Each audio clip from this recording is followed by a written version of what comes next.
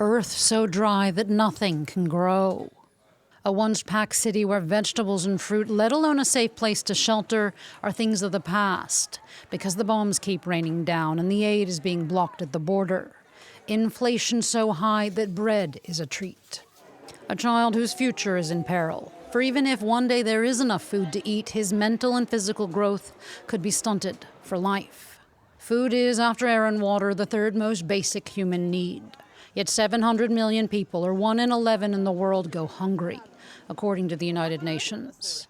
The reasons for this are many: poverty, conflict, climate change, gender discrimination.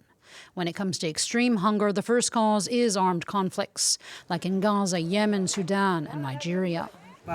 We don't have enough farmlands. We used to go to the fields to farm, but now the armed groups have taken over the bush. No one can go to the bush to farm anymore.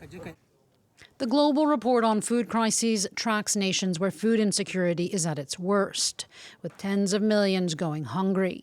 Sub-Saharan Africa's dependence on rain-fed crops makes it particularly vulnerable, and poorer nations don't have the funding to implement climate-resistant changes.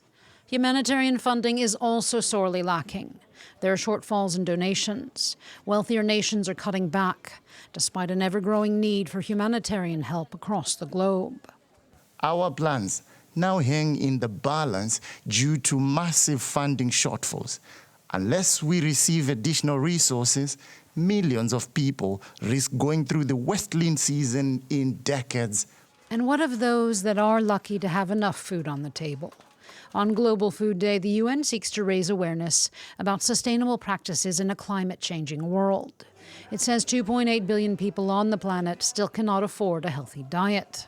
This despite the fact that the world does produce enough food to feed us all, with 1 billion meals wasted globally every day.